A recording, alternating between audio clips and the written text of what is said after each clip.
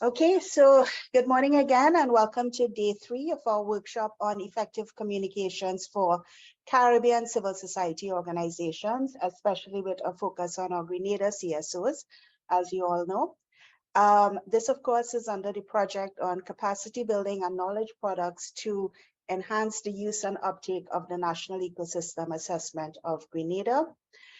And just to acknowledge our funding, and we have some remarks from our donor today. This project is funded by Jeff through the IWECO project, which is implemented by UNEP and under which Grenada is a beneficiary. So we both have Donna from the project coordinating unit of this initiative, and we also have Dylan Palmer on this session, who is the Grenada focal point for this project. And we are very grateful to Jeff IWECO, which has provided this additional funding to support the Grenada National Ecosystem Assessment.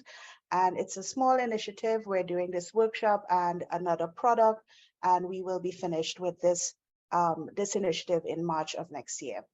And basically what we're trying to do is to facilitate the uptake and use of the ecosystem and ecosystem valuation information from the Grenada NEA.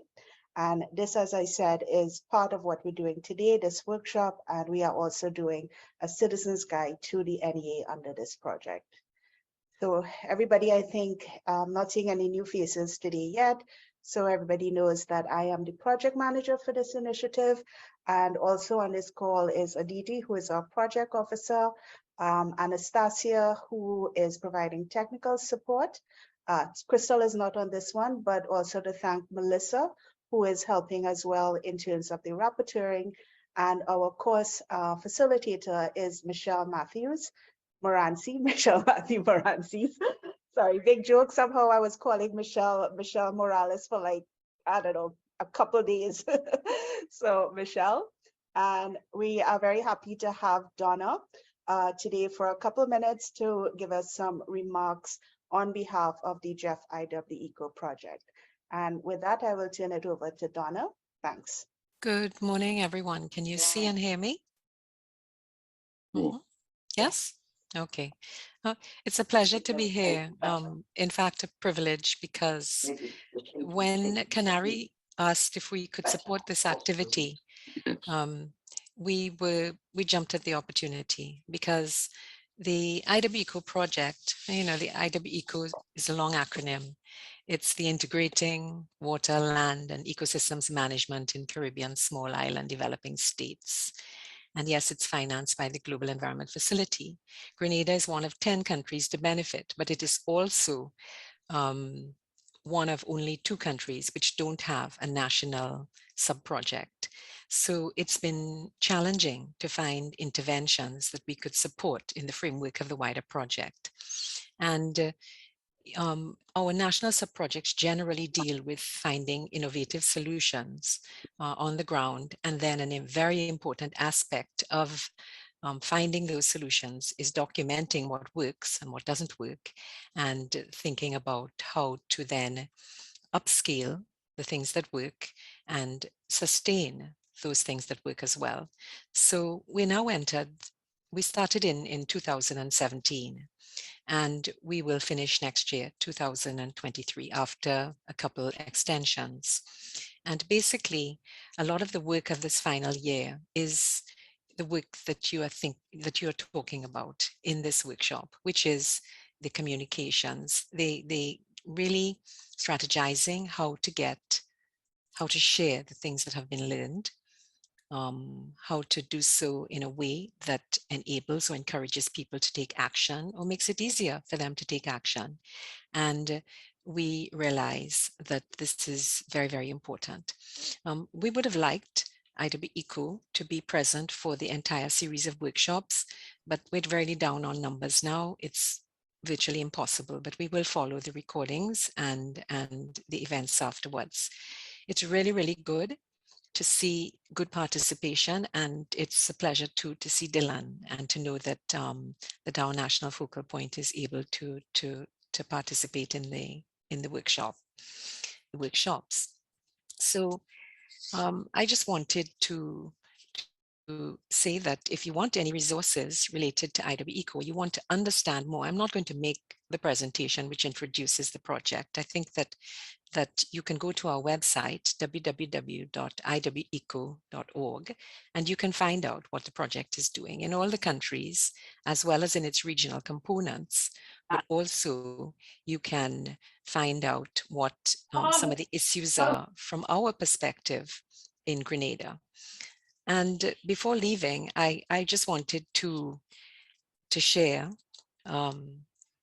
some of the things that, in terms of my own experience with environmental education, communications, advocacy, that I have found to be real truths, that they are consistent. And I know that these are things you would have been discussing already in the workshop and that you will continue to discuss. But there's some things that underline for me the importance of advocacy as a whole.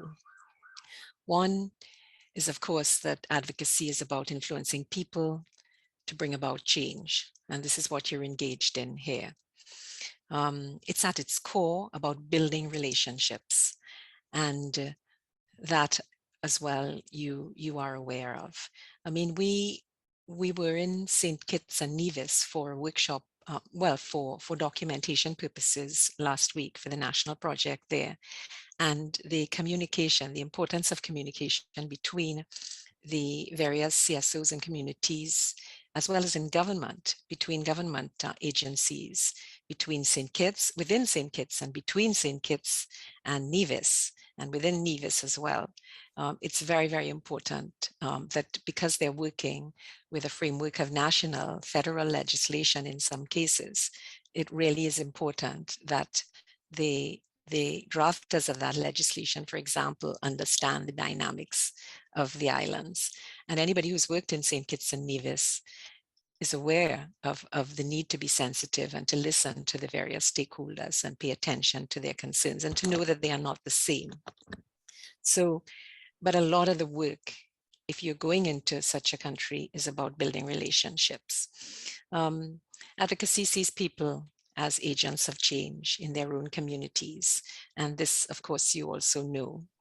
But the other things that I'm well aware of by now are that it's worth doing it, because if we want people to behavior to change, and we want people to help us or to become agents of that change, we need to do consistent work. We need to do it repetitively. And this is an aspect of communications which has always struck me. You can't do it once and be done with.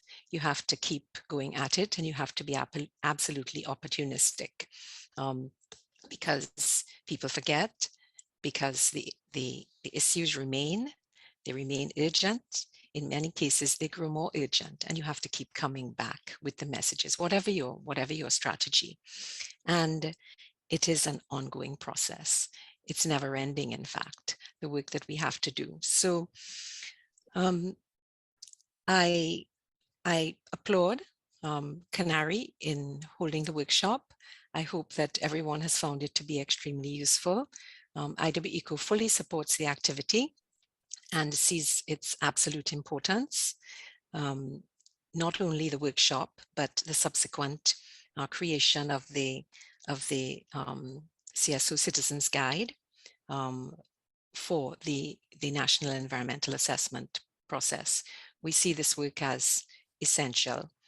It is very important to gather the data and information, to make it available in an accessible and understandable way, and then begins what we really consider some of the hardest work, bringing it to people so that they understand, but also so that they use it.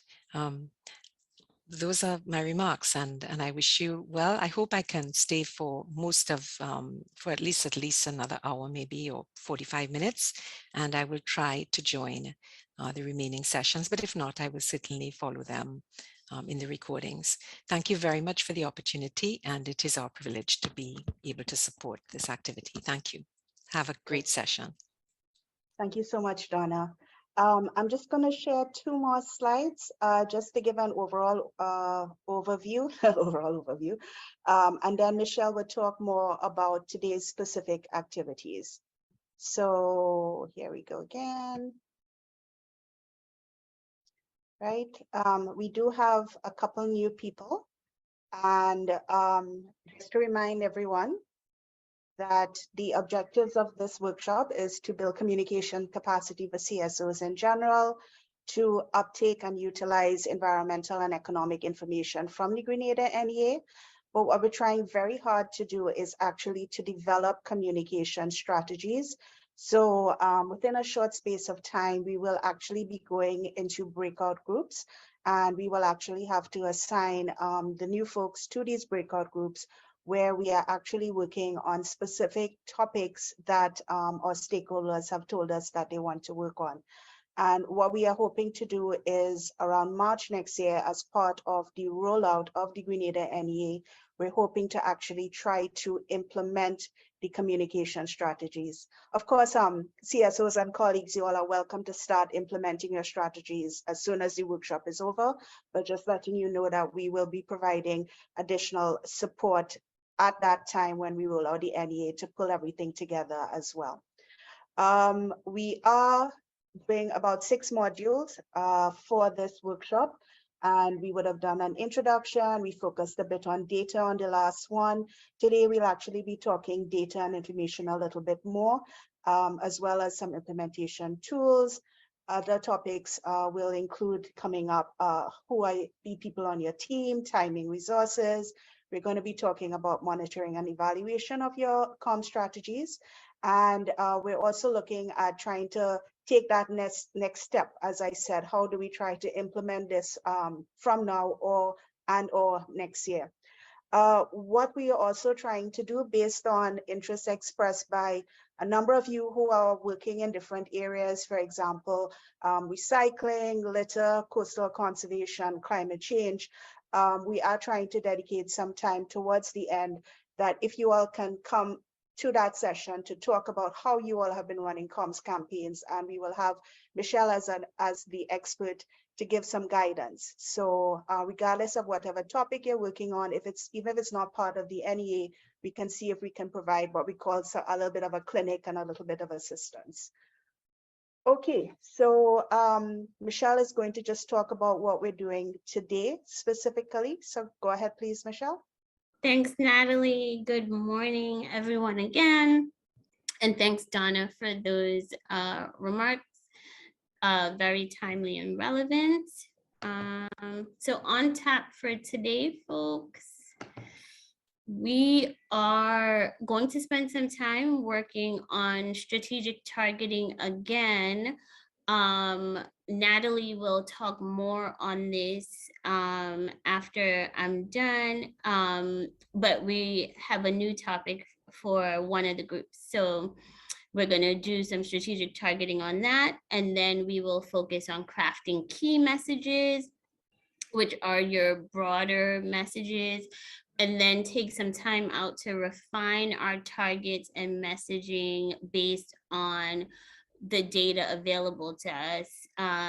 Natalie and Aditi have been so kind as to identify some key data points that we can look at and use to strengthen our messaging and targeting.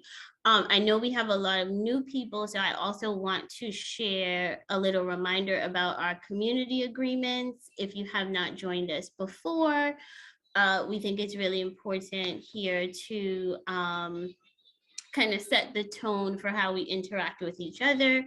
So we have all agreed up until now, and I hope today and going forward, to do the following in order to maximize our class time. Please participate actively and fully by sharing our experiences and or answering questions, limiting our contributions to a few minutes in plenary discussions when possible, so as many people as possible can participate. limiting distractions near us, and communicating when we have to step away from our computers, especially when we're in small groups, listening to our colleagues for understanding, being respectful even when we disagree. And of course, these are not set in stone, and they are we're open to adding anything if anyone has anything to add. That's it from me for now. I'm going to turn it back over to Natalie. Thanks, Michelle. Okay, so for persons who are only joining today for the first time, what we have been doing and what we're trying to do for this entire workshop is to make this exercise as practical as possible. So prior to this workshop, we had a little bit of a focus group to think about what are possible key topics that we would like to communicate on. And we had a list of about 5. We did a bit of discussion, we did a bit of voting, and we have whittled it down to 2 main topics.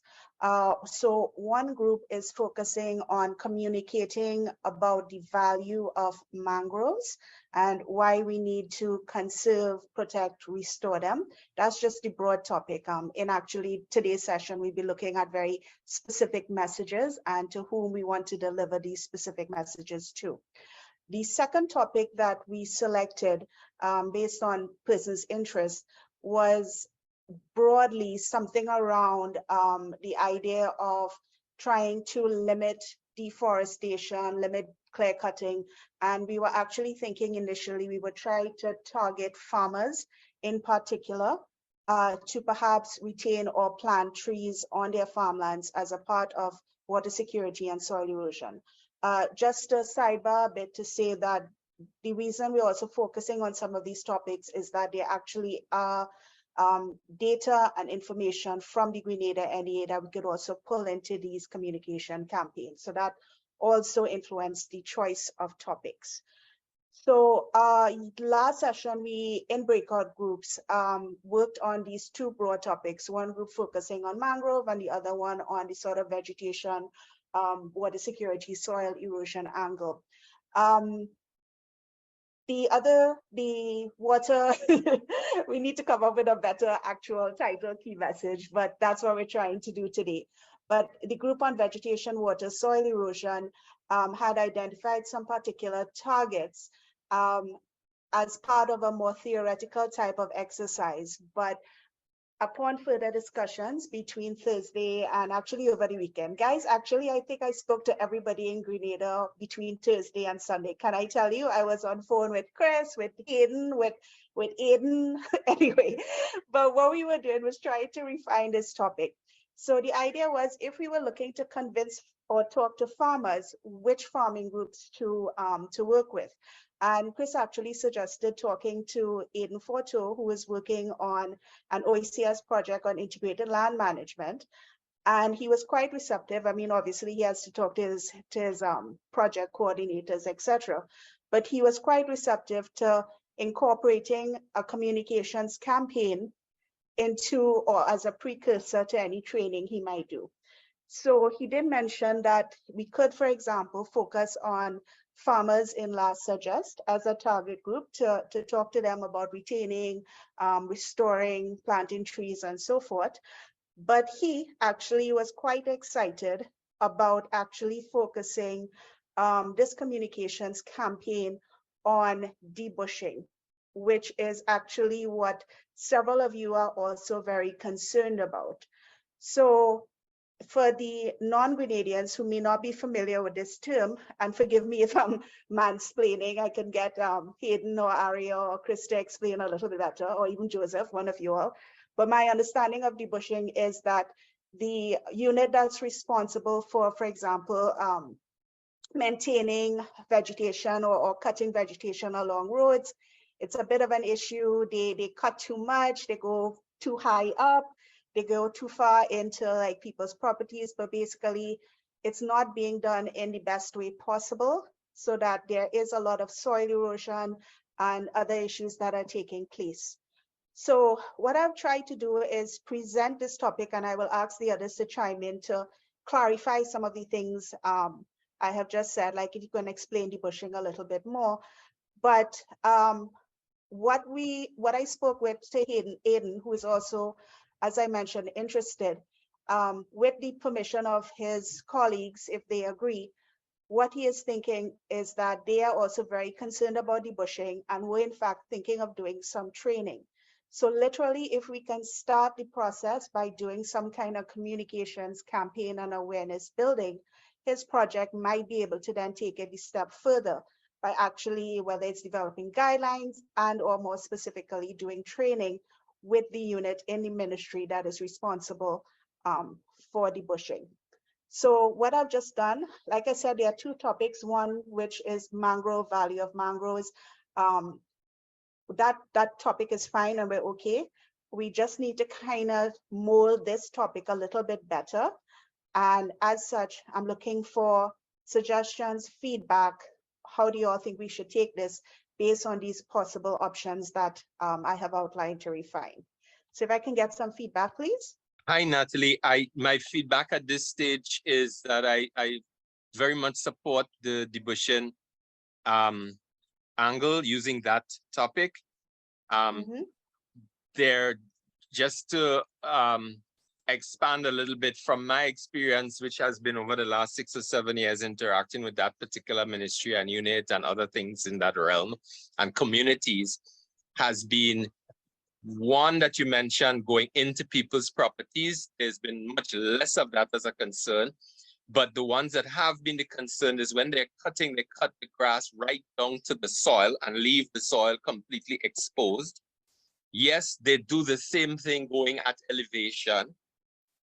The other thing they do is they do not, a lot of the bush and stuff tends to stay sometimes on the sides of the roads and then gets washed or pushed or, gets its way into the drains. So therefore, they are actually causing multiple types of issues with regards to drainage, but certainly the soil erosion.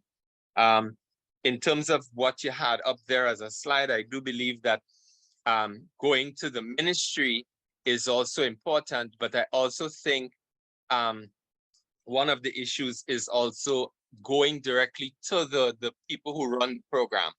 So the ministry then goes down to the coordinators, but also each debushing group has a supervisor. I think those people would be particularly important, and yes, the other members. Last bit is, I know for a fact they're paid for getting plastic bags to put the stuff in, to collect all the stuff that they cut. They don't use them. They take that as an additional profit. You have never seen these bags on the side of the roads to be picked up. And one of the things they do with the debris is they then take the debris and throw it up into the bush or further into, and in this case, yes, people's properties. So they then cause fire hazards. They provide housing for pests, particularly rodents. And as far as aesthetics, it's very unsightly, both the exposed soil and the piles of this bush that they've just cut. As well as, I see Ian's hand up, so he may add about the garbage and stuff. They tend to just pile it up. And it can take up to a week or more for a truck or someone to come and remove it from the side of the road after they've done their jobs. But that's it, just my support and those additional little points. Great, thanks for the clarification. Like I said, I needed clarification from you all. I only have the very basic understanding of the topic. Well, not the technical bits, but more the actual what's going on the ground. Ian, please. Thank you, everyone. Good morning. I also support some emphasis on debushing. Hayden has made much of my point for me. Just to give it a slightly different slant, since we are an anti-litter group, not picking up, but prevention rather than cure. If debushers have to get down in the ditches and end up treading on broken glass, torn cans and tins, and other rubbish, it is a health hazard for them. Right. Secondly, if debushers have to put the bush on one side, which is compostable, and it should all be compostable, then they have a sorting job to do of sorting out the garbage, which, as Hayden says, they tend to throw further inland, but not always, from the plant material. And if you mix the two and send it off for, say, composting, it'd be nice if we knew that always happened, then you've got polluted compost and it's not going to work. So I think debushing is something that we could well focus on to some extent. Thank you. Great, thanks. And as I said, there might be opportunities to synergize with another project for the actual training by experts on how to best clear the vegetation to not encourage soil erosion. Chris? Yes, Natalie, thanks. I can only agree with what Hayden and Ian have said. I just wanted to add that it's not just the cutting back the grass to the soil, it's also the fact that they destabilize roadsides. That's been one of my main concerns. And you can see it particularly between Victoria and, we're going down to Victoria from Sotez and then from Victoria to Guave, where constant rocks on the road, you know, and that could land on any of us at any point. It's the destabilization also that makes me really anxious.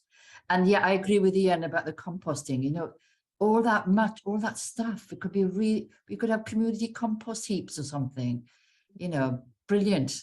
That's what we should be looking at. Thanks. Great. Strongly agree with that, Chris. That's exactly what we need as an alternative to taking everything to perseverance and expecting them to cope with it. Composting should have nothing to do with perseverance. Okay, thanks, Ian. And I see Dylan in the chat says 100% correct. The soil is left bare with no vegetation. Debris is left on the side of the road for days for instances. And then there's also poor supervision of the workers. Okay, Joseph, because we need to move on because there does seem to be consensus, but please go ahead, Joseph. Yes, I want to strongly support all the callers, all the contributors before, because as an organization, this was one of the things that we have constantly kept in our manifesto over the years, asking so that some more, it be done more in a more sane way, dealing with the issue of landscaping, of the composting, all those things. I think is very helpful that people are now coming forward and agreeing. In fact, in the last set of consultation, the new government, some of that came up very prominently, and the official have promised to take that seriously. So let's hope that it will be done and not just words. And also that the administration of it, I think the administration of that program is crucial because people at all levels need to understand their role, because that's something I'm missing most of the time. Thanks. Thanks, Joseph. Okay, so what we're going to do for the next 10 to 15 minutes is actually go through the worksheet that was, utilized in the breakout groups last time. So because we don't want one group lagging behind the other, we are going to just very quickly, and you all have actually already identified the points that if we are, for example, doing this, who are our targets, noting that we need to be very specific. So the idea within this next 10, 15 minutes is to quickly repeat the exercise now that we have the exercise from last week. Now that we have concretized what we want to do and there is general agreement to focus the campaign on the debushing issue. So we're going to try and quickly fill out maybe perhaps 2 target groups here and go through the form. And then we're going to go on to what is supposed to be the main topic for today, which is on key messaging, which Michelle will do a little bit of a lecture on first, and then we'll go into the 2 breakout groups with everybody on at the same point to then move from target groups to key messaging. So as I said, a little 10, 15 minutes, and you all have already spoken about some of this in the session just now. So who, for example, is one person group that we would want to target for this campaign? So I think the campaign sounds like is more sustainable debushing practices to reduce soil erosion. It sounds that that generally is what it's shaping up to be, but of course you guys can refine this in terms of key messages and come up with something else that's better. But let's tentatively rephrase it as that. Okay, so I'm sorry, I'm just not seeing hands, but you're just on mute and go ahead now. Person group, so we have already identified here. We were talking about supervisors of the debushing teams. Is that somebody, is that a group we should target? Yes, you want to definitely, speak? Natalie. I think I said right. to you, supervisors, Yeah. we call them right. crews, debushing crews. Crews, We did- debushing we did- crews. Yeah, we didn't Okay. like gangs. Yeah, no, sorry. I was looking for the words crews teams. All right, so I think both you and Hayden said that could be a group that we will target, the actual supervisors. How much does our communication issues affect them? So Michelle could chime in here. We are trying to, they are not affected by the debushing unless they're where they live and work is being affected, but they actually can help us change. So maybe it's low in terms of how much it influences them, but high in terms of how much they could influence. What do you all But think? sorry, Natalie, just to chime in quickly here, Mhm. we should also consider, are the debushing crews from the areas that they do that work in? That is the, Yeah, they yeah, are sorry, usually. that is the ideal scenario, and that is what we are normally told. Okay, so if they are, then they are indeed personally impacted by the work that they do, whether they know that or not, right? And we should consider that. If I should come in here, I mean, they're not always from the area. You know, some people are sent even in the mountain. I mean, different area that they have no idea of the terrain and so on. And they cut, so it's not necessarily. Generally, maybe that's the idea. But a lot of time, some of them are not from the area. So those who are from the area, they are impacted a little bit more, but even if we think of it as a national issue, right? The lack of vegetation ultimately trickles down to them, right? As citizens of Grenada. So we should consider that in how it affects them. Whether or not they know it affects them in that way is neither here nor there. Yeah. Okay, so this might be even like a 5 or so, Michelle, you think? Yeah, okay, so guys, maybe a 5 because they are affected, even if they don't know that they're being affected. And in terms of how much influence they have to change the scenario, obviously they are critical. So I imagine, guys, are you all okay with like a 9 or a 10 for that? Yeah. Yeah, all 9, right, let's 9, okay, good. What, if anything, is most important to this group about our communications issue? What would they care about? I mean, again, I'm throwing out some perhaps not very good suggestions.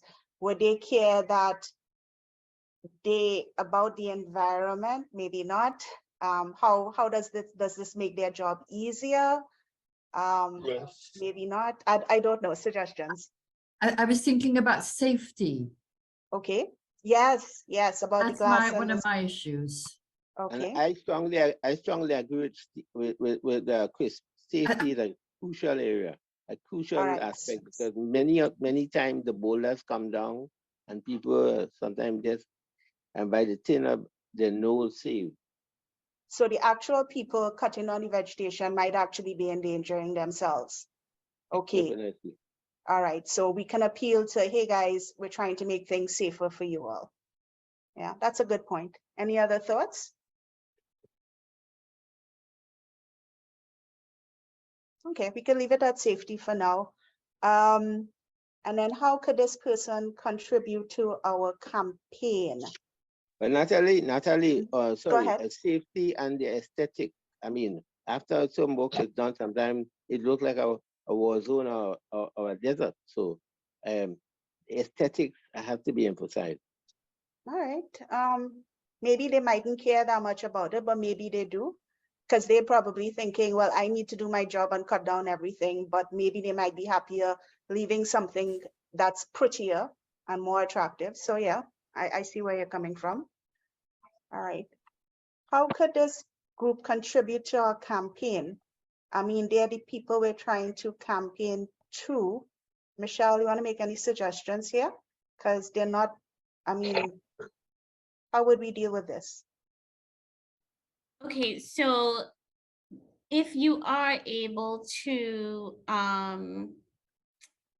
sway them, right? If they become, let's say just one crew, right, buys into your messaging, then they can become advocates, right? Okay. So they're Okay. able to spread the message amongst other debushers.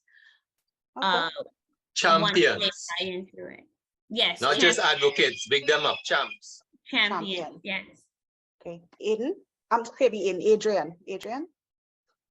Yeah, just to actually emphasize that point, I think the members of the crew could make a very valuable contribution in discussing maybe some of their issues Sure. and difficulties that they encounter. That is true, because yeah, you're very right. I mean, we have our views, but they might have very specific reasons for doing what they're doing, apart from Exactly. not just And being it- aware of the issue. Yeah. Natalie, and if Exactly. I should come in here to support what the last caller said, last Uh-huh. contributor said, in terms of what the issues of the debushers and them, they do have issues. In fact, some of the pressure on them to demonstrate that they have done something, Okay. force them to clear, to Okay. do total clearing. So, and that's why we're going to also suggest one of the person that we really need to target is the chief technical officer, because he have a lot of influence. He can do something. He can help. He or she. All right. Okay, so we'll come to that in the next row as another possible target. Because yeah, we need some kind of administrator, whether it's that person or somebody else to be part of this as well. Adrian, you wanted to talk again? Yes, it did, because one of the other things, and it goes back to a point somebody else was making a bit earlier about littering and them, the crews themselves being in danger from broken glass and things like that. So, you know, by highlighting that message, you're also trying to reach another part of the audience, another part of your audience, which is the littering people. So, you know, you by doing that, I think you can cover a number of different aspects, different bases. Okay, all right, great. Yeah, Great. I just wanted to say the same as I think Joe said, you know, because I was telling people, they were outside in my yard, I think I told you, Natalie. They were, you know, and I was saying to them, don't touch this, I don't want you to cut back the da-da-da. And they were like, yeah, but miss, we have to, because we get told off and we don't get our money if we don't do it this way, blah, blah, blah, blah, blah. So there is that pressure. Okay, all right, noted. Okay, so how could, oh, sorry, Aria, you had your hand up? Yes, it was just to, I think that the last two speakers had really key points. I understood what Adrian said as well, and I agree. But I think that there were two key things. The first one that I wanted to point out was that originally, farmers had no idea about the impacts they were having or they could potentially have on coral reefs. And it's only through programs like the Reef Guardian program when first, at least from my perspective, the data showed clear linkages. And once this was understood, it was then demystified with the farmers. In the same way, I feel strongly that, for example, what's important to a debusher? Getting the money. There's nobody who I know who loves debushing. You understand? I see young people who I taught at PAM, who are at TAM-CC getting their 2 weeks debushing. And I'm asking, what are you doing here? Everybody, so when I look at the column about safety and aesthetics, I understand that, but I think a huge motivator is the money. So when we think, it means that for these guys, we have to, I don't want to say bait the hook well, but they are not understanding the linkages between what is happening when topsoil is washed into a drain or when they empty it. I mean, I see it all the time in Grand Anse, and they put a lovely pile right next to the drain. And in 2/2s, it's going to end up right back in the drain again. So it tells me that there's some linkages that are missing, and they're not seeing the consequences to our tourism as a result. They're not seeing the consequences to our fisheries as a result because the linkages are not being made. I'm not suggesting that the supervisors of the debushing crew are not important, but I would target who pays them. Who pays them calls the tune. So environment's efforts have actually been at a higher level within government to say this is the kind of methodology that needs to be put in. And we did draft something and it was handed over to the Ministry of Works, who are responsible for hiring those who are in the debushing, both the supervisors as well as those. But again, handing a method to a supervisor is like a joke. You know, it's just like with the sargassum. I mean, you have to actually be there. You have to make sure you go in a stepwise manner, and it has to be within a specific cultural context. I pass homes all the time where there's you see it all the time in the limes. There's dirt yard, dirt, and they know because when it rains, they have to walk through mud and it's a whole confusion. And yet they will clean that place down to the dirt constantly. So culturally, there's a context that says no bush, no bush. And that is a cultural context that comes, is really important in this job because that's what's held up as the standard. So it's working not just with the debushers, supervisors, not just environment, telling the ministry, here's a standard method. Culturally, when they leave thing on the side, they get quarreled with by the people saying, hey, what happened? They want to work in 2 weeks because in 2 seconds time, the bush going to be right back. So we have to think beyond that. And I was thinking to myself, how do we address this? Because the bush will be back and it comes back faster if you leave the roots in. Is there a possibility of doing things like crushed nutmeg shells that can form, you know, a 1-foot barrier along the side, and that can help to stabilize? I mean, gravel is expensive, but I've seen in other countries where things like gravel are used on top of the soil to try to keep the soil there, still allow percolation to happen, but maintain. The alternate is, of course, that every 2 weeks you cut. Okay, Aria, those are some good points. Let me try to unpack. Chris, I saw your hand up, but let me try and organize everything that was just said.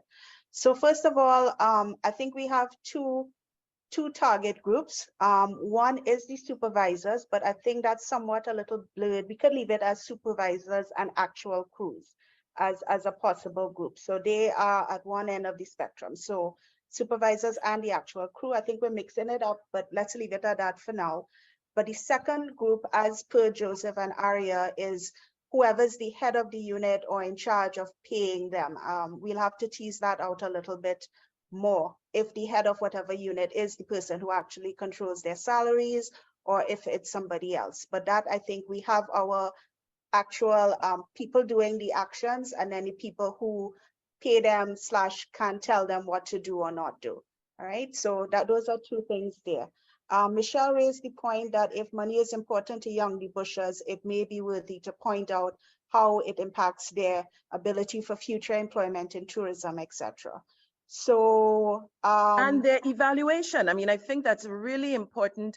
We have to think about how to work it in, but how they are evaluated for their job in order to get the remuneration and the high score, which leads to their satisfaction.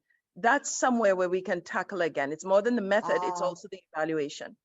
So that could be part of the messages to the second head of unit / person in charge of salaries, that the evaluation of their performance can be different. It's not how much brown earth they've produced. It's, you know, have they done this in X particular way that's safe and that's sustainable, something like that. So that could be part, that's more messaging, but yes, I hear you. Let me just look at the other comments. Money is important. Hayden pointing out is social program, less value for money, but yeah, it is part of a social program. The equivalent of that is what we have like the CPEP here in Trinidad, where it is a social program to ensure some income to lower income groups. Okay, all right, so let's just try to. Natalie, just one quick, I wouldn't stay long.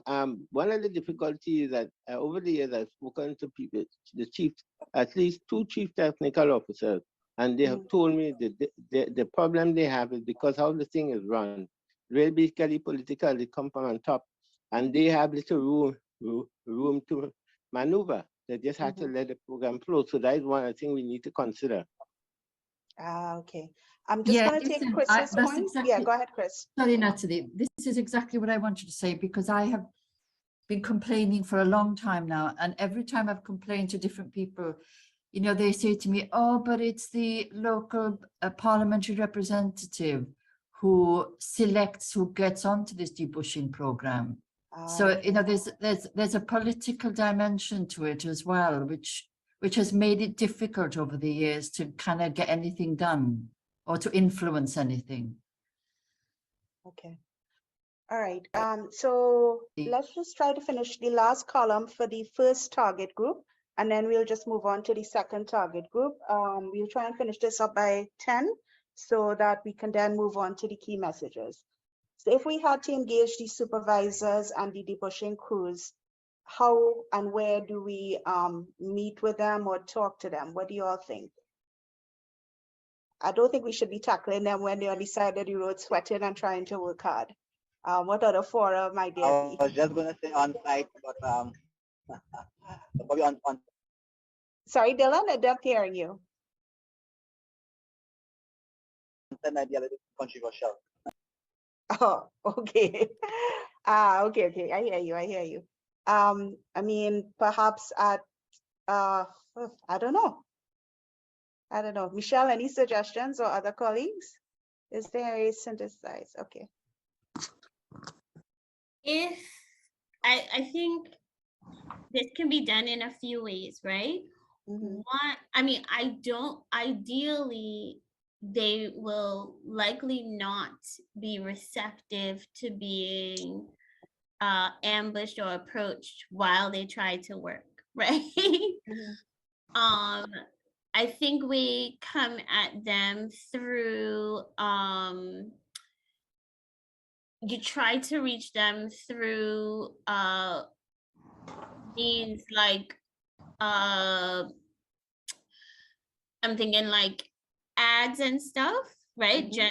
Like big term, but then the supervisors were setting up one-on-one meetings with the supervisors and then meetings with their crews. Okay. All right. Right? So you're So you're suggesting meetings. so you're trying to reach them indirectly as citizens of Grenada, right? So you are looking at maybe who make up the demographic of debushers. Where do they live? What is their socioeconomic status? What are their preferences for communication? Okay. Right? And then with the one-on-one meetings with supervisors and then trickling down to the crews. Okay. Because if you don't have the supervisors on board, the crews have to do whatever the supervisors are telling them to do, right? Yeah. So So in fact, reaching you're them along- suggesting, yeah, we talk to the supervisors first, or even if we're looking at the other target group, which is more the administrators, it might be administrators, then supervisors, then the then actual crew. crews. Yeah, Yeah. let me just quickly read through some of the comments here. So Ian is there, can debushing be synthesized with planting, painting? Yeah, perhaps. Except I will tell you for CPEP, they cut down all the natural trees, native vegetation, and they plant cotton. So we'll need to figure out how to phrase it along that ways. But again, as I said, we should be able to get some technical support through a project, the ILM project. I mean, I'm not putting any promises. We'll have to see how that turns out. But yeah, we could incorporate that into part of the communications and training. Let me see who else said anything, and then we'll have to move on to the second target group. Different constituency officers. Okay. Okay, a site for demonstration purposes, fine.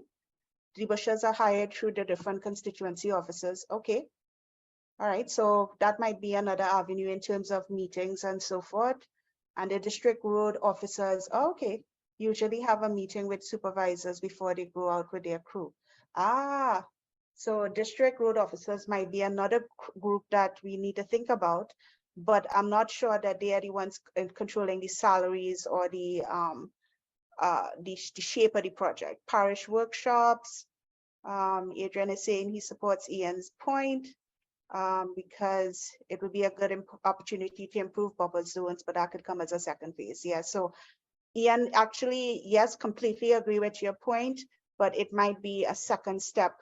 I actually think, Natalie, sorry to cut you, but Mhm. I think Ian's point could be included in messaging for the heads of unit, whoever is running the program. Like Right. your program could be more efficient and effective by doing X, right? So I don't think that that is a bad suggestion for the first phase.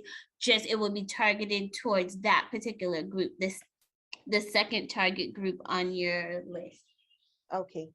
All right, great. So let's move to the second target group, which we've identified as this head of unit, person in charge of salaries, etc.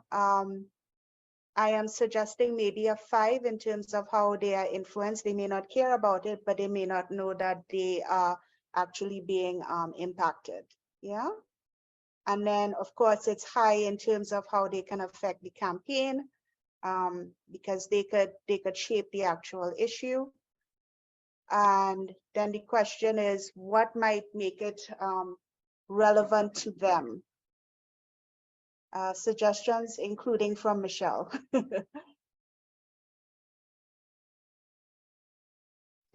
Anytime you are dealing with someone in administration who has to account for the bottom line, I think you want to start there, right? So Ian's suggestion about making the program, anything that can make the program more effective and efficient and get the citizens more value for money, so to speak, on what is being invested in this quote unquote social program is a good place to start, right? So what's most important for them is how can they make their, whoever they report to, which I'm assuming is the local representative, look good, right? So that's what I think what we need to focus on. That's most important to them. Doing their job well helps whomever has employed them look good.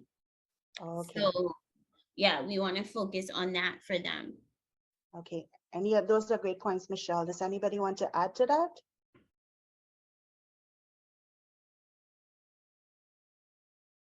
Okay, all right. How could this person contribute to our communications objectives? So obviously to trickle down, if we can influence them, then they will influence the debushing supervisors and debushing crews.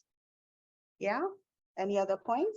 Yeah, specifically, they set the targets for the crews, right? Okay, I'm assuming, right?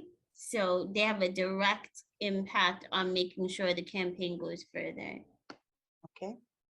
Anybody adding to that? And apologies if I've missed a couple of things in the chat. I'm having a little difficult time scrolling. Okay, how could this person or group block or impede our communication efforts? They could ignore us. But anything a little more eloquent than that?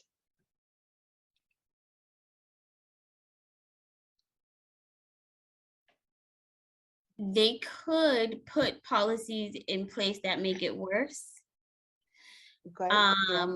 They could double down on what they're doing right now, which would continue the issue, right? And they could take a stance that any education to crews happens based on the priorities, not of any stakeholders who are, I don't want to use the word lobbying, but advocating for something different and solely on what their original mandate was, right? So they could impede our efforts with a lack of flexibility, quite severely, actually. Okay, lack of flexibility. I got a couple quick ones. Politicize it, and also villainize, stereotype the communicator, and say it's just these environmental people doing what they do. Okay, and Great that's point, unfortunately, yeah, that's unfortunately it's It's an very issue. real. Right. So Paulette there is chiming in. Yes, they could just completely dismiss our concerns and say it's irrelevant to their quota. And I like Ian's suggestion. It's more, I think, like how rather than the actual questions we have here. But yeah, if we could find a way to make this a publicized friendly competition between communities, that might be a strategy we can use later on when we get to that point. So that's a good point, Ian. Sure, Natalie, if you're I don't doing know if- things, I'm sorry, mister, you go ahead.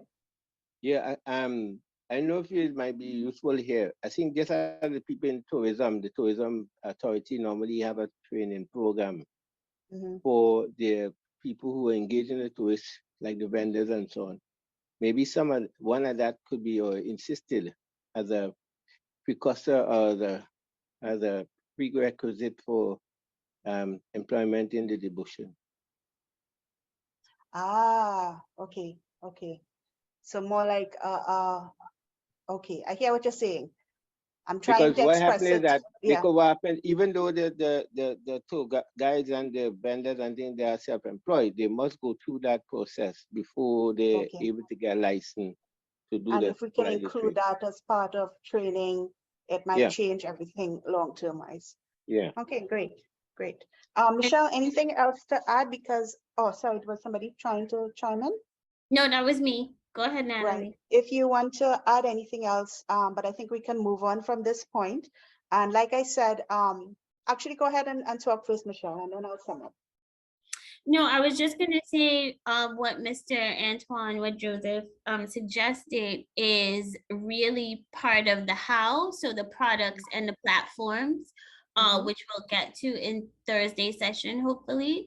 But really good to note. Mhm.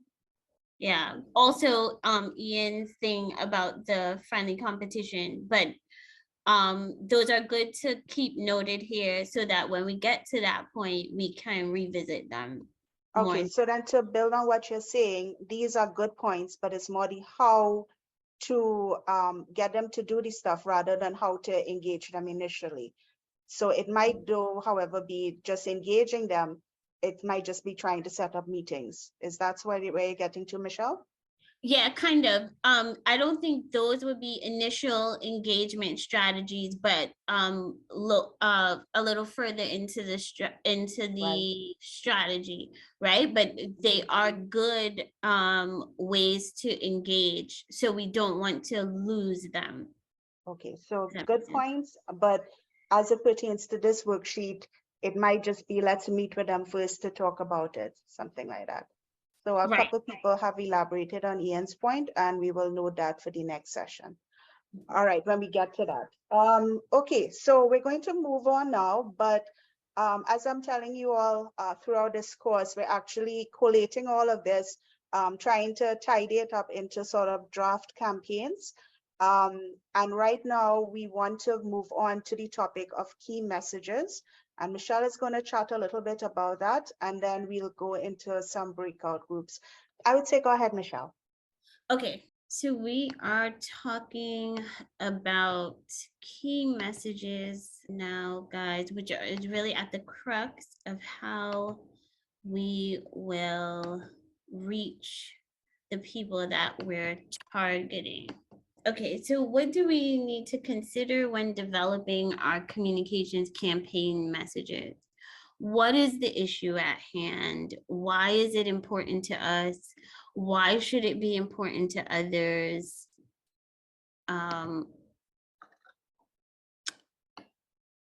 How does it impact their lives and experiences? So we've been talking a little bit about this as we work through strategic targeting.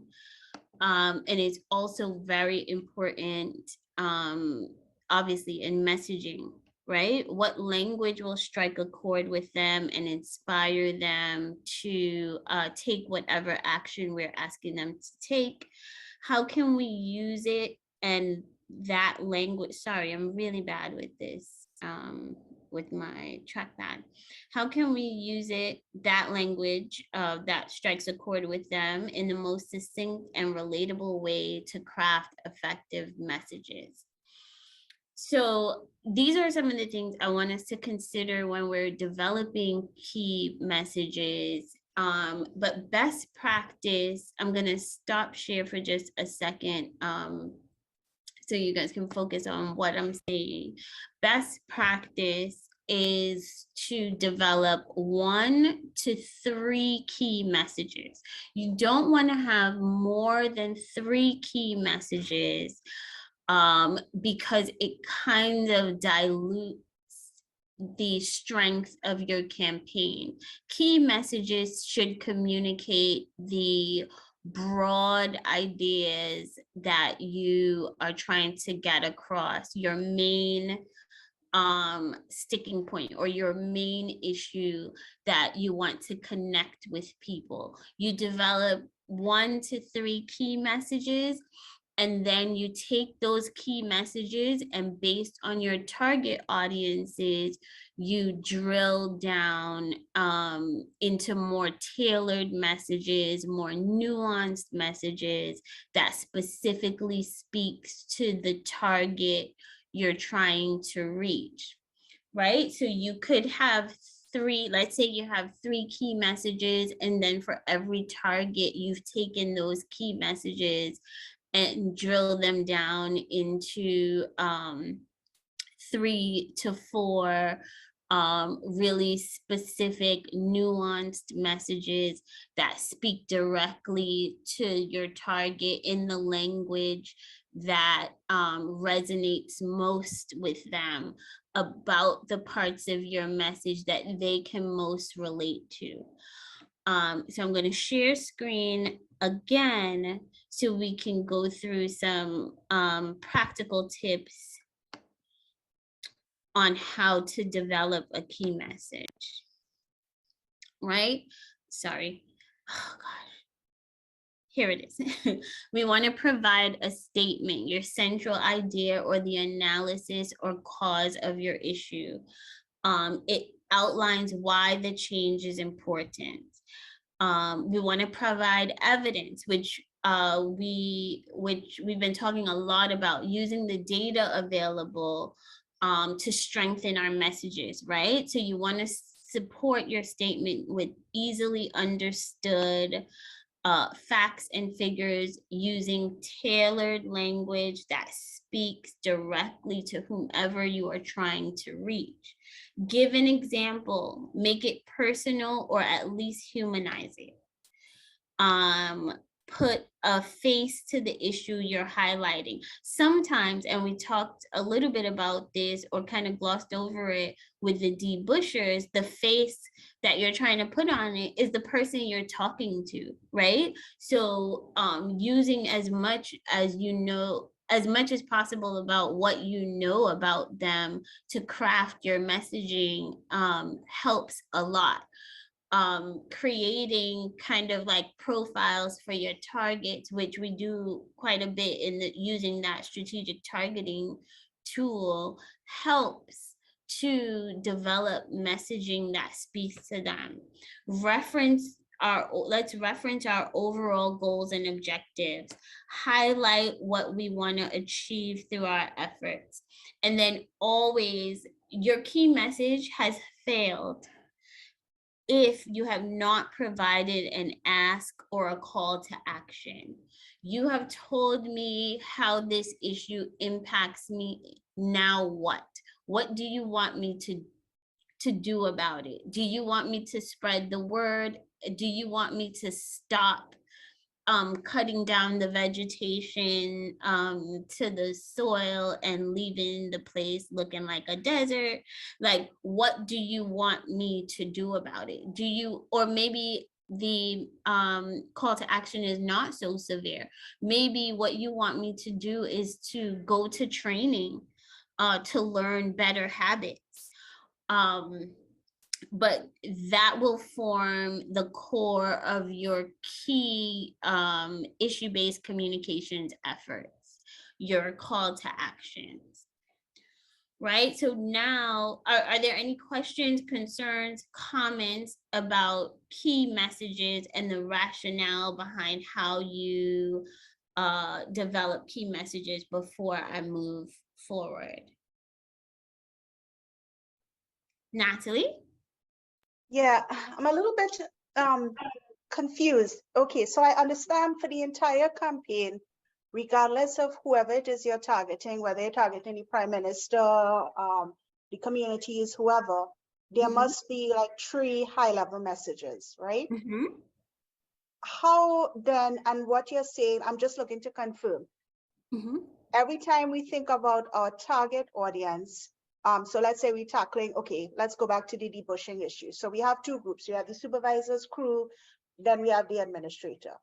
Both of Mhm. those groups, we give them the key messages, but we tweak the messages or we just add more subtext to help explain those messages depending on the group. So you start with your key message and you tailor it to them. So they Okay. are never seeing your general key message. That's for Okay. you. Okay. Yeah. And then based on what we know about them, we're tailoring the message for them. Your target audiences are always seeing the messages that are specifically for them. Understood. Yeah. Understood. Thanks. Thanks for the question. Sure, it would have provided some clarity for everyone else as well. Any other questions, concerns, challenges before I move forward? No? No, Yes, if go I ahead. could come in here, early on the question was asked, what kind of language? May I suggest, and I'm just suggesting, that we Mhm. use 3 pronouns, especially as you say that it's important that we don't have much questions, much messages, and probably 3. So you use the word we, you, and I to make it inclusive, so nobody Mhm. feel left out. Yeah, that's a And good point, Joseph, to bring up in your groups, in your small groups that we're about to go in, when you're crafting messages, about how you what language you use to engage people. I don't know if you guys have noticed, but by and large through this course, I use inclusive language. I think this might be the first slide where you're seeing me say your and not our, right? Because I just pulled it from a text really quick.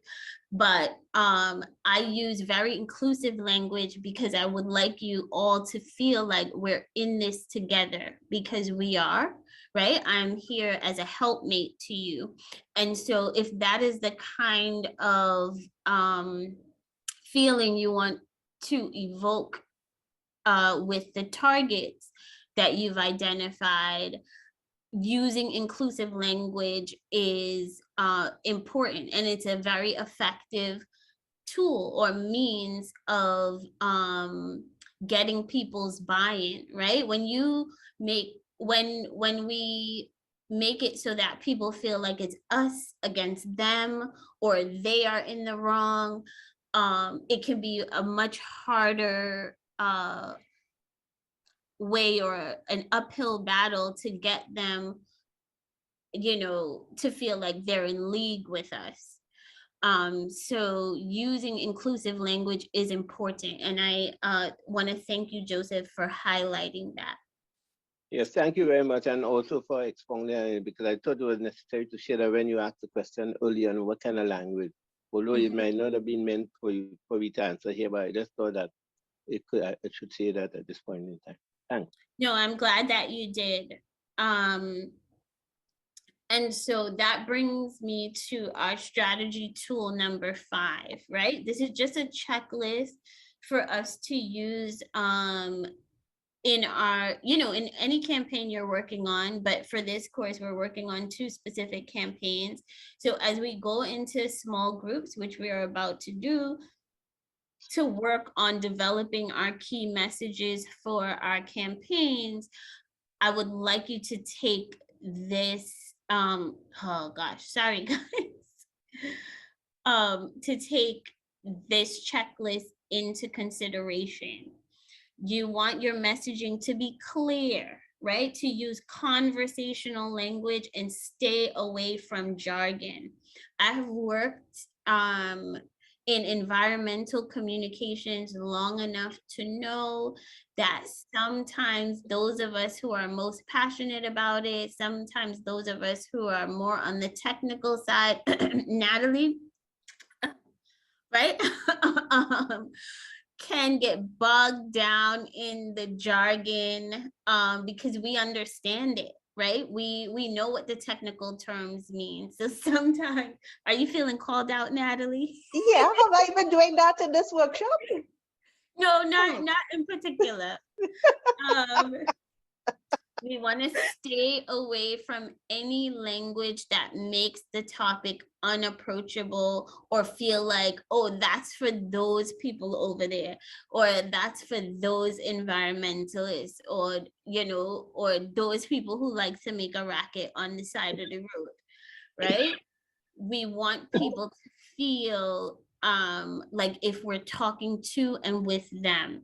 So we want to use approachable language as much as possible. And I know I have done this a fair number of times locally and regionally. As much as possible, you want to use the local parlance without making it forced, right? You don't want it to seem like, oh, they're really forcing this thing, but you want it to feel natural and normal and the way that you would relate to a neighbor or a friend. You want it to be concise. When I say a short paragraph, I don't really mean a paragraph, right? You want it to be able to be expressed in 1 to 2 lines, 3 lines maximum. You want it to be compelling. You want it to speak to the values and concerns of your targets. In cases where their action or inaction can lead to worsening a situation or drastically improving a situation, you want to lay out the difference between what you're communicating or asking them to do and what others are communicating on the same issue. Like for the debushers, for example, right? We know up until now, you've been asked to do X, but for all of us, it's more beneficial if we do Y. This is what it looks like if we do X. This is what it could look like if we did Y. Right, Hadasha, we want to be succinct, brief, but complete. And we want to make sure we're shoring everything up with our fact or evidence-based statements that are verifiable and realistic, right? So we don't want to be offering pie in the sky solutions, right? Like in an ideal world, we want to be offering realistic solutions or actions that they can take right now and see a difference in a relatively short amount of time.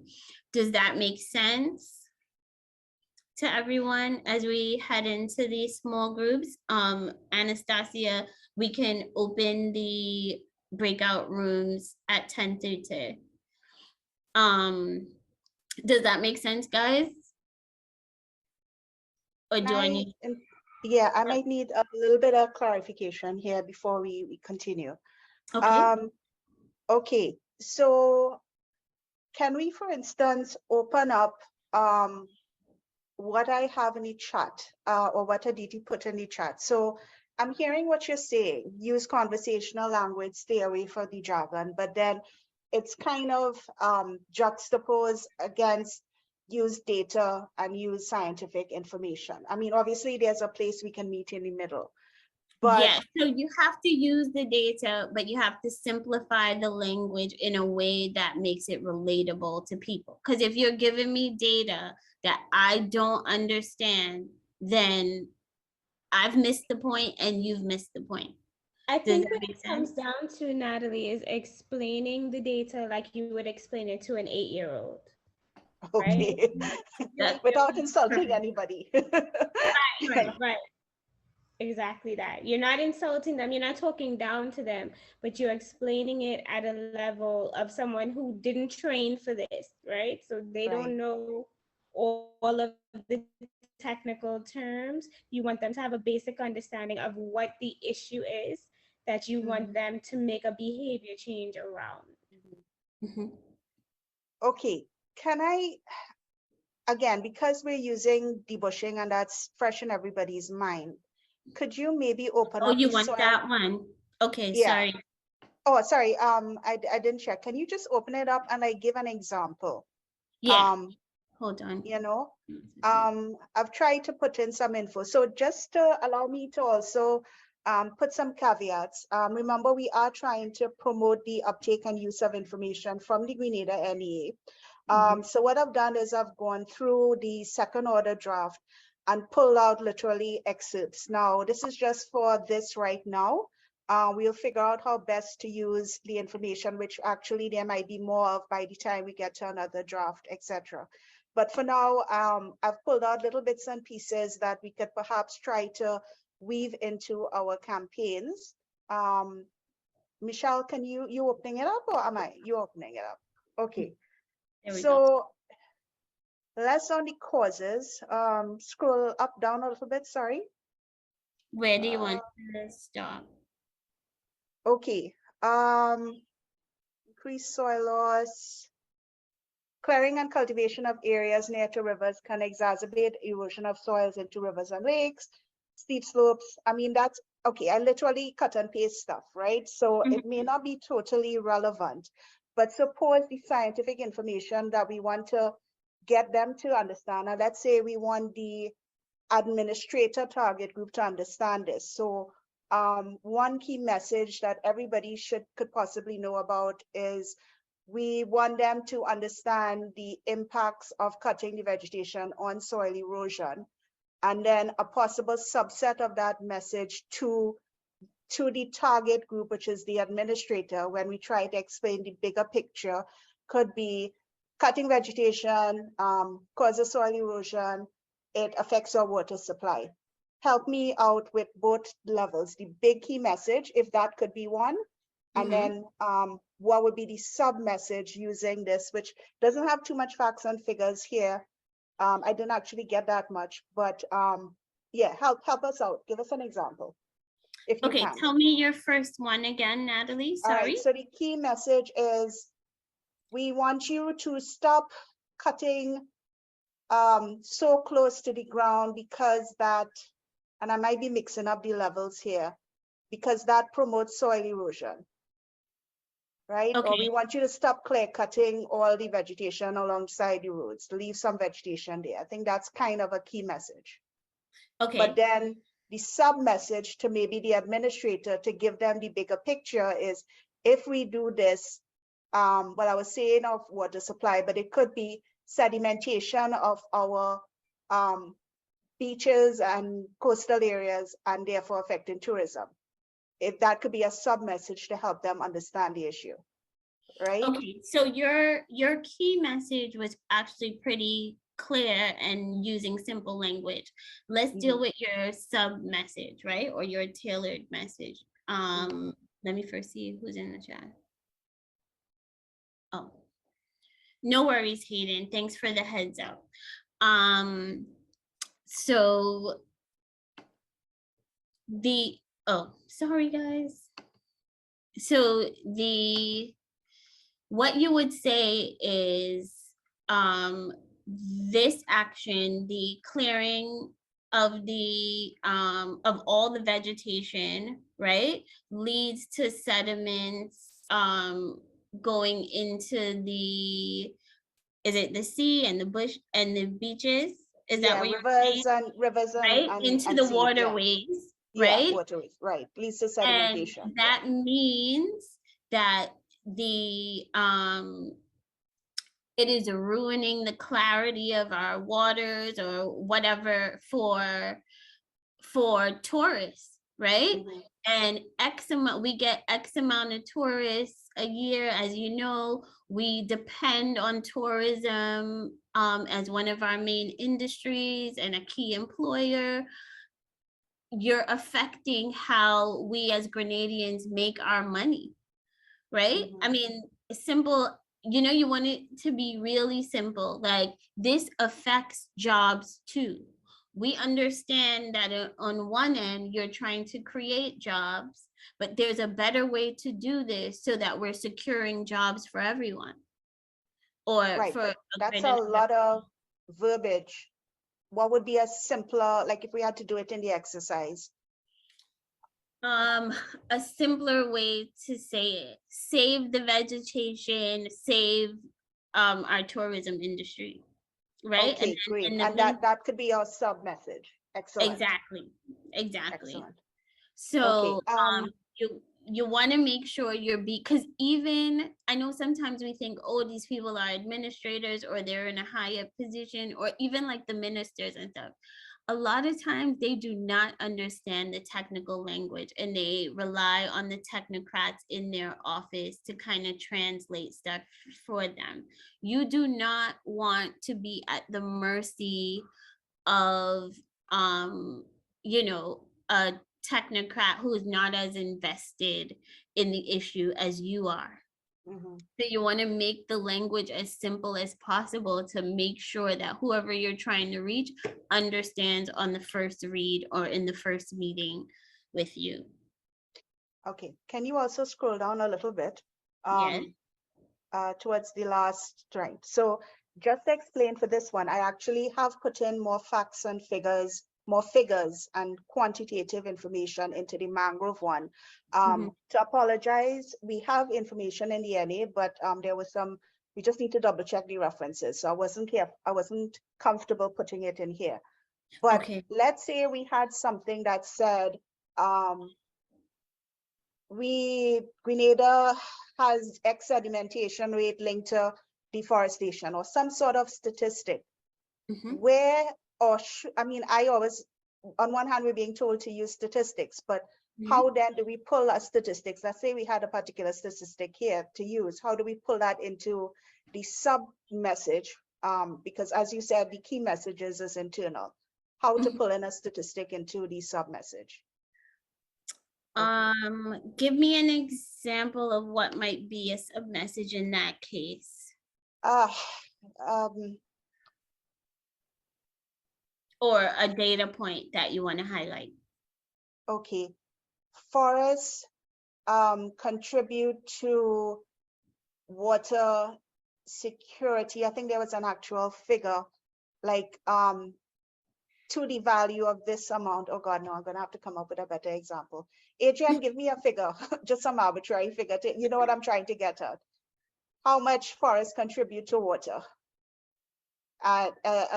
You know, a fake figure, something. A fake figure. Okay. Yeah. 40%. 40%. If you. No, I meant okay. So something like. I think she meant a dollar figure. Okay. Right. So for every 10 every trees ton equals, of topsoil, you lose. Yes. You lose $8 a year in agricultural produce. Okay, right. Sorry, I was trying to link it to water, but yes, if we have a figure like that, yes. Okay, so you would precursor with how many people depend on agriculture in Grenada, right, to make a living, and then you just make the point. That is pretty clear, right? If the language is a little more jargon-like, you have to simplify it. So like, instead of saying stuff like coastal vegetation helps with the look, Adrian said, save our soils. No soil, no food, right? That's how simple you want to get with So it. literally you're saying it doesn't make sense for us to say 1 ton of soil loss equals loss of $8. You're telling No, us no, not to no, include- that's no? not what No? I'm saying. So No. that's a great that's a great header campaign message, what he said, right? Right, You can right. go further in your messaging by saying, I don't know, 500 Grenadian citizens depend on agriculture to feed, on agricultural profits to feed their family, right? This contributes, you know what I mean? Whatever you were saying about $8 Mhm. loss, right? And Mhm. that means a loss of $48 per month, or you know what I mean? Like that. So you wanna, are you a farm, you know what I mean? Does your family depend on agriculture to sustain itself? X, you know what I mean? Mitchell, That makes sense? Go ahead, Joseph. you could also see, I think some time ago, and a long time ago, I read that at least it takes about 50 years for the replacement of 1 inch of topsoil.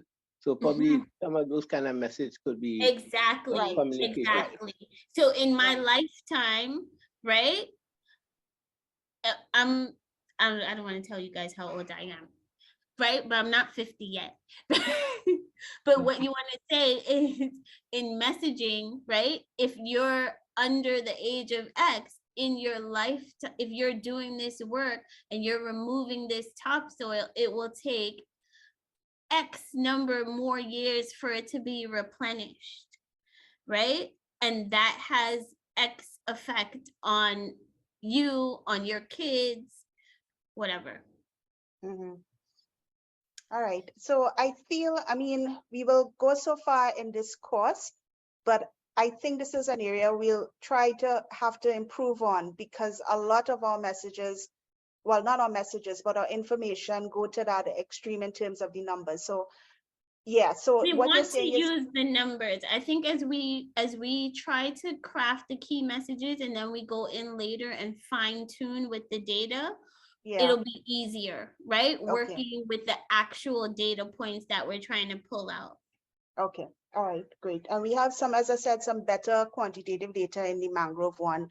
And I will put in the water bit. one, yeah, when I'm a little more comfortable. All right, Okay. so Chris? I see Chris, yeah, and then, Yes. sorry, Michelle, that's it from me. We could go into the groups after. Okay, thanks, Natalie. Go ahead, Chris. I was just going to say that, using pictures is very useful, I find. Yeah. If we've recorded before and after and in between and whatever, Absolutely. they speak 1,000 words. And when people see what kind of damage, we can see the slides all the way up the road from Hermitage, for instance. And it's scary and it's horrific. And maybe, that's also another way of conveying a message.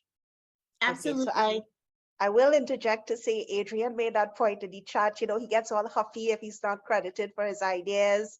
So Chris, thank you for that. But yeah, we're acknowledging Mr. Cashman also made that point. He's taking pot shots at me. I can take shots at him.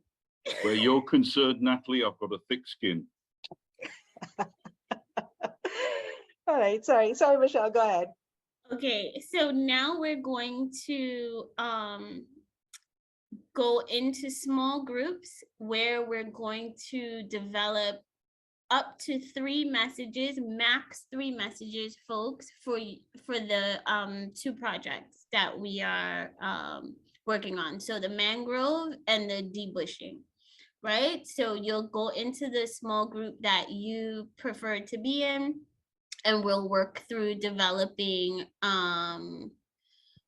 a few key messages, no more than 3 for each project. Yes, any questions, concerns, or challenges before we go into the small groups? No? Okay, Anastasia, you can start putting folks into small groups. Okay, so we spent some time working through key messages for the 2 campaigns. I would like to hear from Aditi on what was discussed in your group, what you guys came up with, and then Melissa will share on what happened in the debushing group. I like that, Adrian. Melissa, can you catch that in your notes, and we'll discuss it more with the rest of the group when our group goes on. Okay, over to you. Shoot, do you know how badly I want to make a comment on that, but I can't. Say nothing. Goodbye now. We are Over talking to about you. grass, right? We welcome also any help to flesh these out further. And that's Okay, it. I'll so pass over to Nadia. Sorry. Oh, No, sorry. we're good. We're good, except towards the end, we were trying to think message number 2, it might be, we might need to pull it back to a more Grenadian context rather than, you know, an international, but we didn't get to finish that debate. Yeah. Okay, so what I was going to say is that before I chime in, I would like to get some feedback from the debushing group on what the mangrove group presented. What do we think about their key messages? Would they appeal to you if you were the target audience? Let's hear from you all. Beryl, what do you think?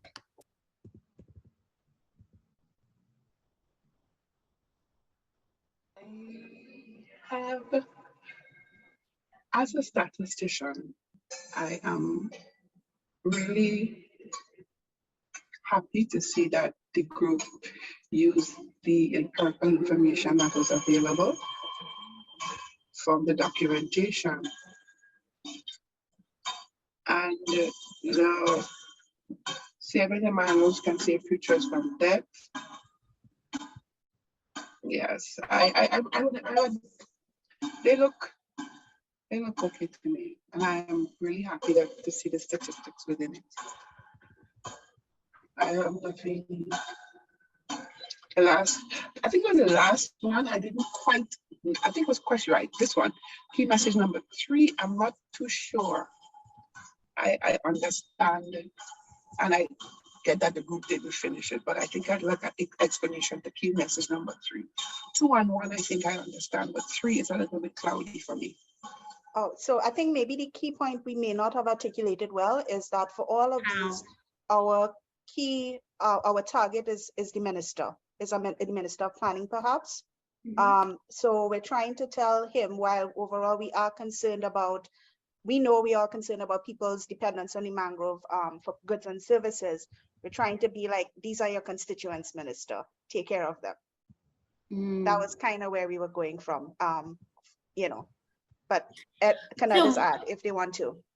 So anybody else from the debushing group want to comment before I give comment?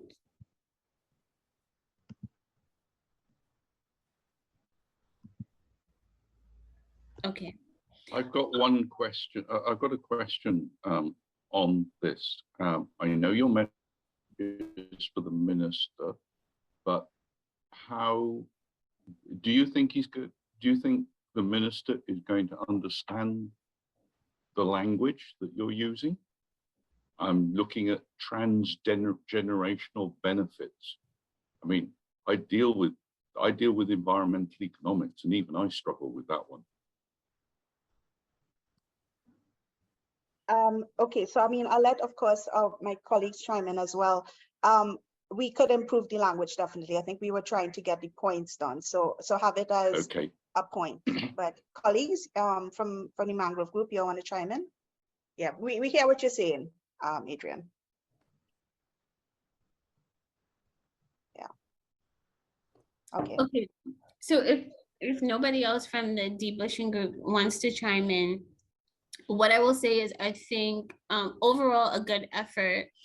Key message number 3 is missing the how in the message itself, right? So protect the mangroves for your community or constituents, protect their food services, protect their livelihoods. How is he or she doing that, right? What specifically do you want them to do? So that's missing there. Key message, can you go up to key message number 1 for me, Aditi? Thank you. Protecting our mangroves saves us money. Protect our community members from hurricanes and save money. Also the how there, guys. Okay. I hear you. Overall, we didn't really tell him what exactly we want him What to we do. want him to do. Good Yeah. point. Good point. For key message number 2, this is a language thing. Protecting of our mangroves.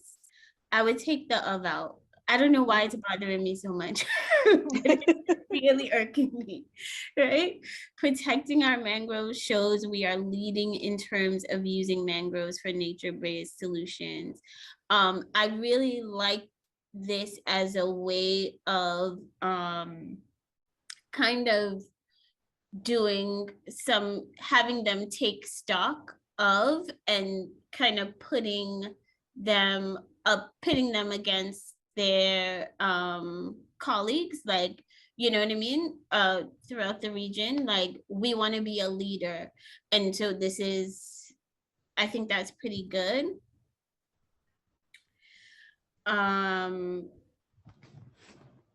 Yeah, with some fine tuning, I think these messages can work. Aria? Thank you. I just wanted to make the point that I understand you are talking about how, but the how is the protecting. Yes, but so the how can be perceived, I mean, as the protecting. You want to save us money? How? Protect the mangroves. Yeah, but how You is want he us to be number protecting one? is them? he voting What- for a particular bill? Is he So you mean be more informing his specific other colleagues? than saying protect, because the protect Protecting. is the how, as opposed Protecting to is partial too protection general. or leaving it as the current status quo.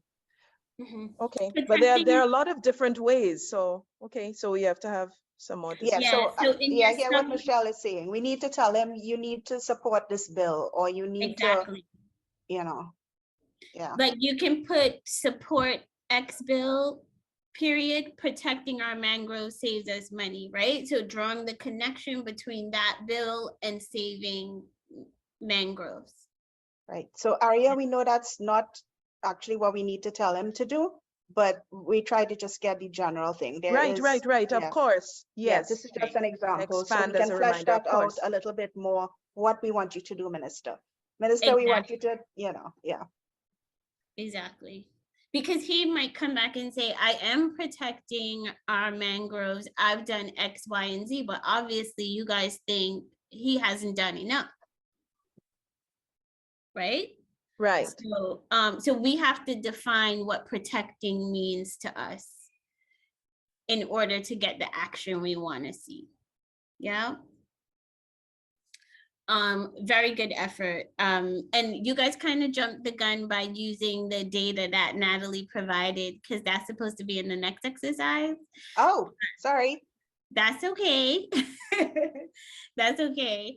But very valiant effort, and I look forward to us fine-tuning those messages in the sessions to come. Melissa, over to you to share about the debushing group. Okay. Sorry, we missed a comment from Hayden though, if I think Oh, Hayden did we? wanted to speak. Yeah, sorry. No, if I touched that button by mistake, I'm okay. Oh, okay, sorry. I just sorry. wanted to say it was, I gave the thumbs up to the presentation. Oh, okay. Great. Thanks, Okay. Haley. Over to you, Melissa. So our group did not dive directly into our key messages. We had some looming questions and concerns, the main one being what aspect of debushing we were going to tackle.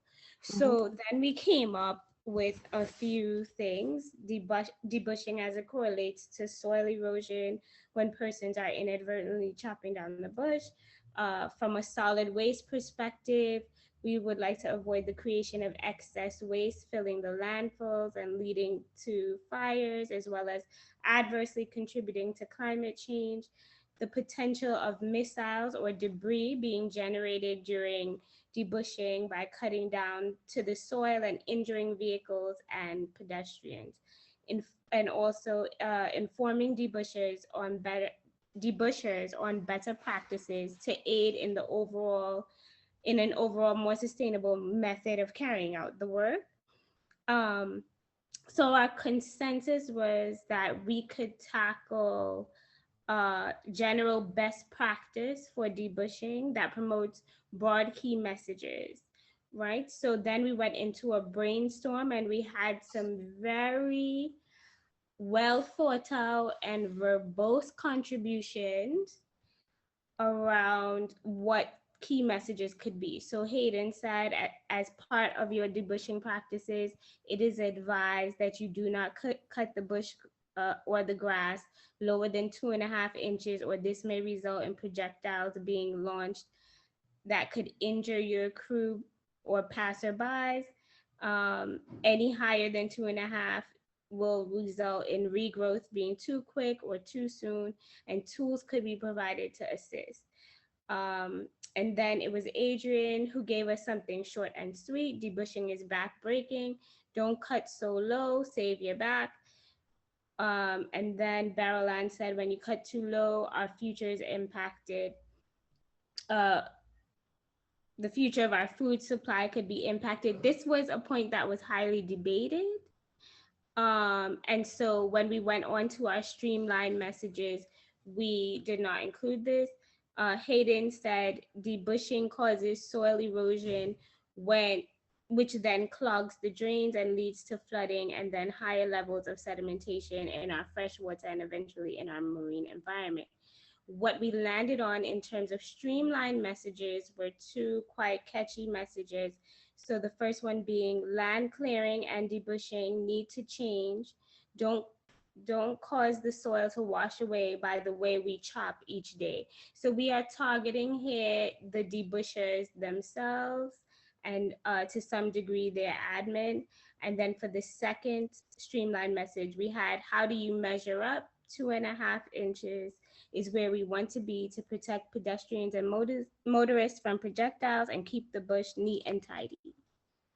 So that is where we stopped. I'm gonna stop my share now. Hello?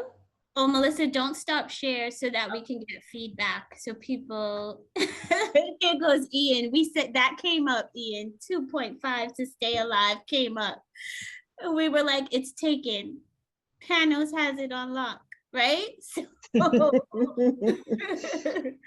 So we had to, we were really trying, and then Adrian at the last minute put something in the chat that was helpful. Melissa, if you will leave up your, we're seeing I thought it was still up. It's not still up? No, we're seeing a blank screen. Okay, my bad, sorry. And I'd like to get some feedback from Natalie and the Mangrove group on the, you can give us feedback on the process, but also on the streamlined messages we ended up with. Are you all seeing it now? Yes, we are. Okay. All right, my brain is tired. I'm hoping my colleagues can comment. Pushing. Aria or Ian, or I'm trying to think who else was in your group. Chris, Joseph, any thoughts? Yeah. Don't cause the soil to I wash really away. liked many of their shorter, higher level ones. I mean, the one about back made me laugh. Was like very good. But again, these are ways to disarm people. These are ways, you know, it may sound a bit funny to talk about saving your back and saving our futures at the same time. But I think, again, a way, particularly because this is such a contentious issue, to sort of break the ice. And, you know, it's a great entry point. So I really liked all of them. I'm trying now to remember what I learned in order to look at it with a different lens. But I felt that they were very useful, very positive.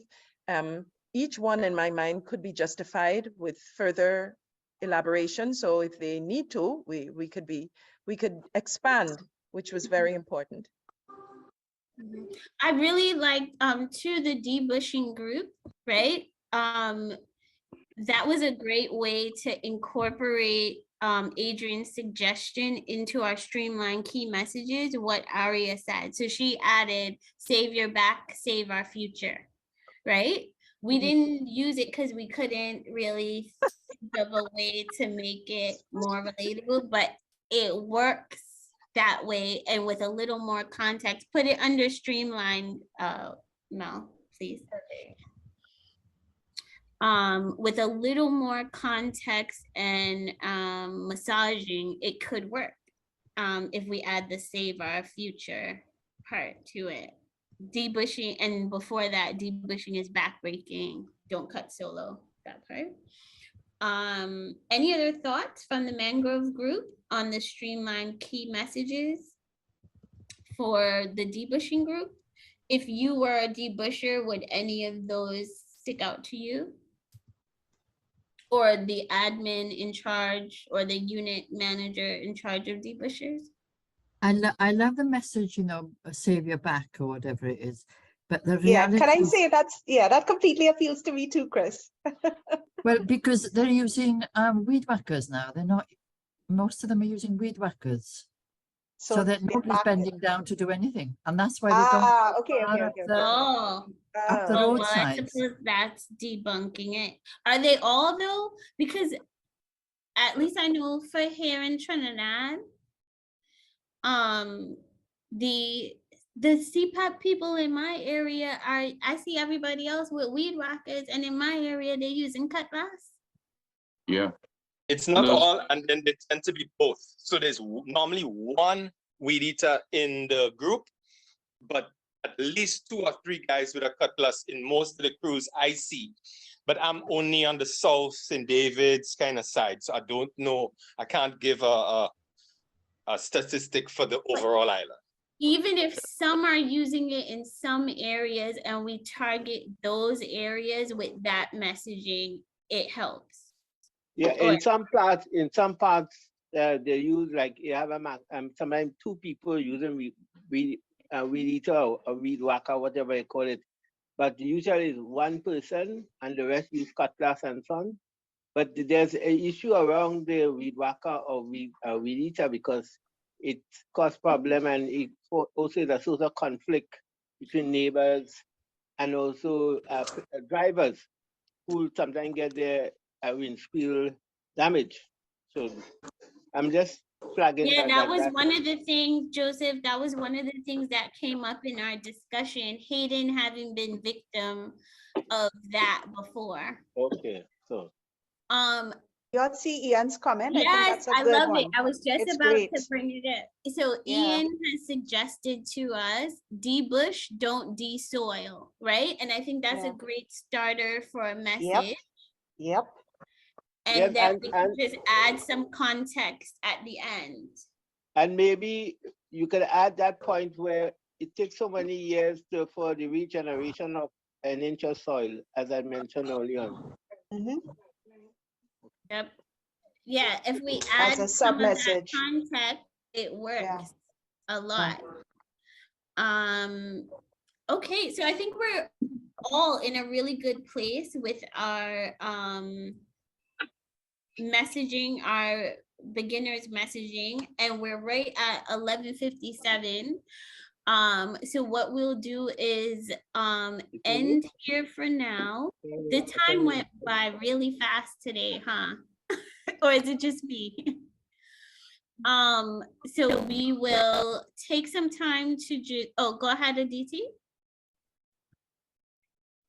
Oh, sorry, I might have jumped you a little bit, but just I will send out an email that the link for the next session will be different from the one we're usually using. So I'll send an email Okay. to all registrants. Yeah. Okay, thank you. Oh, and Michelle, we actually have to mention Thinkific as well. Yes. So Melissa, you can stop sharing. I'm going to share what we have on tap for next class.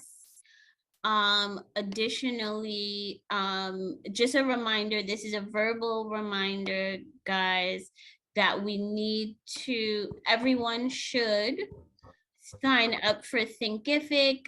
Aditi would have sent out the link. Why it's important is if you have to be in and out on the sessions and you miss part of it, the live recording links will be there so that you can see what you missed. You'll also get all the resources there, the text that I'm using to guide the course, all of the slides that I show, all of the strategy tools are in Thinkific. So you really want to be following along in Thinkific and checking back there for even the guest presentations will be there. So please. Right. Aditi will send out the links and info on Thinkific again, along with the Zoom link for Thursday. Yeah. Right. Hello, could I just make a little request, please? Because Sure. I have to change my phone. I'm not have access to a number of the facility that I have, like for instance, email and so on. So could I provide you either if you could send it via WhatsApp or email of a different email so that I can have it? Yeah, put your number. Oh gosh. Send you. I don't think you want your number, everybody, because they might call you. No, but It you doesn't can- matter. It doesn't. My number doesn't matter. But even I'm having problem with the WhatsApp now because they are asking for me to allow them to record my conversation both in and going out, and I have a challenge with that. So But how let me best to still send contact it. you, Joseph? How best to get the info to you? No, so I'm saying I'm sending you the WhatsApp too, but I just wanted to be able to access the information before the next session in time. Okay. So let me send you. I'll send you the email and email. You can send it to me. Sure, Joseph. No problem. And also the WhatsApp. Okay. So in Thursday's class, we're going to revisit our key messages and our targets based on the data Natalie has provided. I think the mangrove group is a little bit ahead of the rest of us because they would have already applied some of the data, but that's okay. We'll also be covering products and platforms and their impact on an effective communications campaign, choosing appropriate products and platforms for our campaigns, and discussing our monitoring and evaluation frameworks, how they're most effective for campaigns, and then deciding which ones we'll use. And so again, we'll have another jam-packed session, but it should be fun and lively because this is a good group. Yeah. Thank you all for coming out. Wendy, I'm just gonna mute you because you have some background noise. And really quickly before we jump off, I'd like for us to do a quick feelings check-in. If anyone wants to unmute and share how they're feeling now at the end of the session, I would appreciate it. I will share that I am feeling anticipatory and excited about how these sessions are going.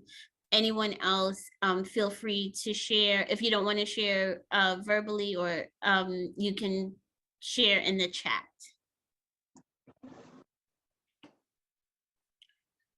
Right, so Chris says she's feeling informed. Thank you, Chris.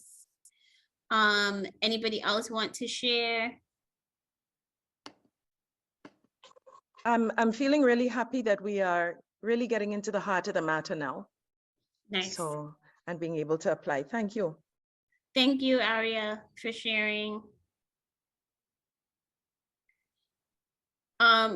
Ian says he feels on the way to being empowered. Yes, that's what we're looking for there. So if sorry, Michelle. Go ahead, Bella. Right now, I'm becoming more environmentally conscious. Oh, wait, Marilyn, you're breaking up a little bit. Okay, so let me just type. Okay. I'll type it. Sure.